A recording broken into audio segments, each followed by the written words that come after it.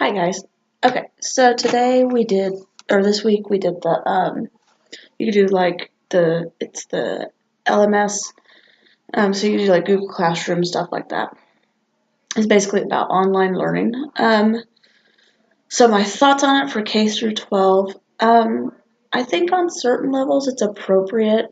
I would say for your younger kids, I could definitely see being used more like in the classroom to supplement a lesson. I could also see it um, maybe later, like in high school, definitely, that's how you teach a class. Maybe that's how some students want to take a required class. So I could see that being the case. Um, I It depends on how old they are, if I think it's appropriate or not. I think kids should know how to do it, like start using it from a young age. Because technology is ever growing, it's ever changing, and it will be a part of everybody's life. It's just how it is.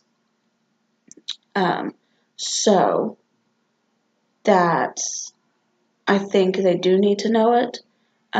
But I would say that for definitely the younger kids, use it as supplemental to the lesson that you're teaching, and then as they get older, they can take a full class on it.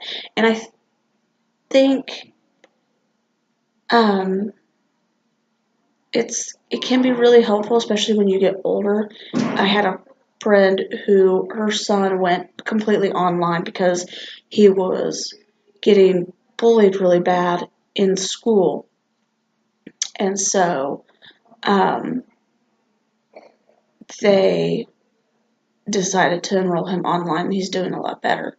So it can be it can be a necessity. I mean, it can definitely be a way to learn and a way for someone who um, can't handle a classroom or can't handle um, just uh, just like not even just like just being in the class. It's just being in the classroom or being around certain people, or that's how they learn better.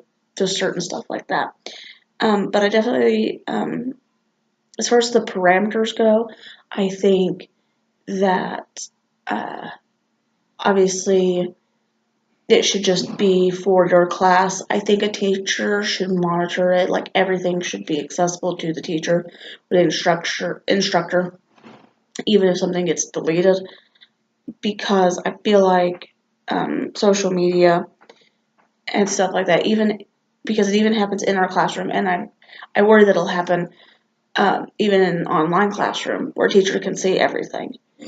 That the kids will not care about the comments that they make. And that needs to definitely be watched over, because I get that we're instructors, but we're also there for the kids' um, emotional and social health. Because if that plummets, we are losing learners because they're too wrapped up in what's going on in their head and how they're handling things and why they don't have friends and just different things, or why is a person being mean to them. So it's different things like that. So we have to be aware of what's going on in our classroom, and I think parameters like that should definitely be, and I think they are there, but even comments that get deleted, I think an instructor should be able to see. Um,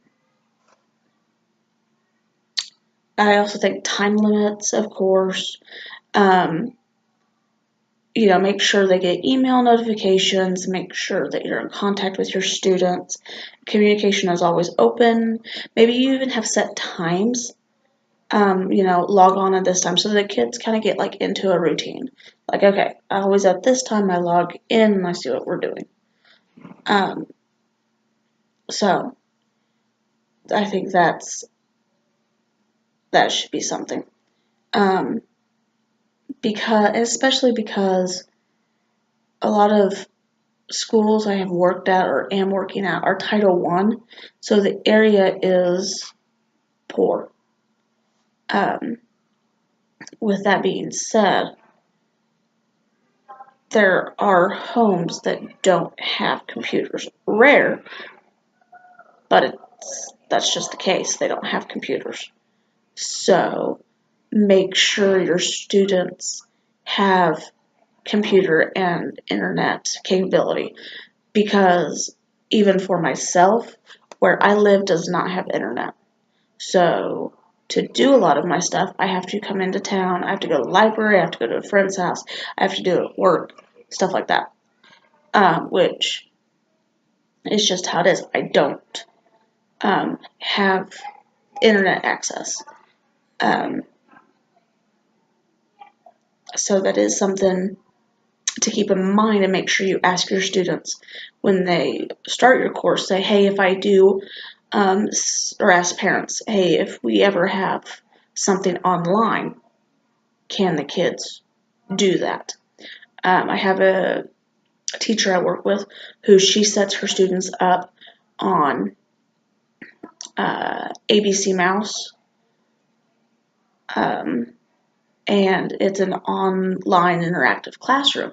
It's really, really cool, and she gives them the access code so they can even do it at home. And she pays for it.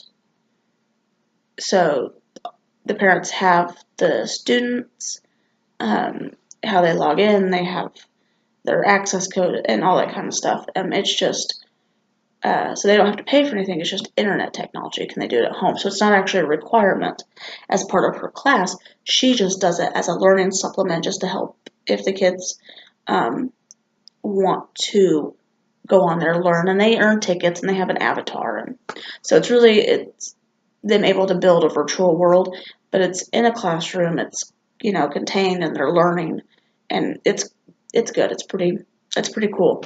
But I definitely think that's one of the better ways to go about it. So now, should every state require an online course for graduation? I don't think it would be a bad idea. I guess it just kind of depends. I worry that, I think online courses, I love taking online courses. It helps me when I'm in college, I'm working, and being a virtual student. That's really, really helpful for me. Where I have issues is if I have questions or concerns, how quickly can my instructor get back to me? Usually my instructors are pretty good about getting back to me if I have questions. And they also give really good feedback. But I think the instructors, firsthand, before they teach an online course, need to know that they need to be made available immediately. I have had online classes where it took them forever to get back to me. And that's just really frustrating. So I would say definitely make the instructor aware they need to be made available pretty quickly. They need to be able to email student back within 24 hours about an assignment. They need to give very clear instructions. Maybe for starters, you do part of the semester coming to class, maybe the first week, 2 weeks or something. You have to come to class. We'll get you set up. We'll get you going, and then after that, everything else is virtual. Just so make sure the students know how the classroom is set up. So I definitely think there needs to be just a teaching process. It's not saying the students don't know how to do it, but maybe you do things, as an instructor, you do things just a little bit differently. Maybe a student is confused about how to do something. Or maybe you have, set times where they can come see you, and stuff like that. Make yourself available. So my experience, I use Google Classroom because I use Google so much for work. And this year, one of the buildings I work at decided to do a Google Classroom where she could upload everything to the paras. And it was really kind of convenient that all the paras got grouped into the classroom under this principal, so that if she had anything that we needed to know, that way we didn't have to go to all these faculty meetings when it was about WebKids or Ames Web, and so it's stuff that we had nothing to do with. She could be like, okay, here's what pertains to the paras, and just, give that to us so we didn't have to be there. That was nice. So I used Google Classroom, and I liked how easy it was to put the assignments up, to label them, to give instructions, to decide if they're graded or ungraded. I mean, it was just so simple and easy to use. I would have to say where I had problems with it was really more the assignments. How do I get, because I'm wanting to work with special ed. So it's not trying to find appropriate assignments. It's trying to find assignments that are online friendly. Like they can do it online and upload it to me. That was very difficult to find. I would probably, if I was going to do online and I knew that, I would probably actually spend the entire summer trying to put all the assignments on there, or find assignments that were online friendly, make them online friendly, which is where I think like Kuya would come in handy, or one of the other systems we have used to actually build an assignment that then they can do online. So it would take a lot of work, but it would be so convenient because you could use it year after year. It's not like it disappears. You could also use it if there are snow days or just certain stuff like that, as long as your classroom was fully online. But even snow days, you could be like, you could tell your kids, hey, on snow days, just go ahead and pick a review or something to do, so they don't lose that information. And they're still learning and stuff like that. So I think as an instructor, for me, since I want to do special ed and I want to do special ed K through 6th grade, I really would more use it as supplemental. It would be one of my centers. So I'd go on, tell my kids, like set up a certain day and be like, okay, bring your iPads, or we're going to go to the computer lab or whatever the case is, and then be like, okay, if today you're going to pick your grade, and then you're going to go into either math or reading or whatever, and let them do the assignments I have set up that way, and let them play around with that a little bit. I think that'd probably be, or I may just do it as a center.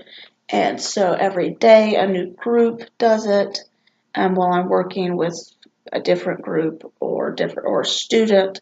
It would be nice probably to be able to be like, okay, so today you're going to do online stuff, and I'm going to pull you guys one at a time to test, to review, to maybe focus on something that they're struggling with. So I think actually it would be very, very helpful in that sense. So I definitely think it's probably going to be something that I will use in the future, because I think it'll help me with review and then with being able to test students and get things in my classroom done that I know that a lot of my special ed teachers I work with struggle with. So, thanks. See you next week.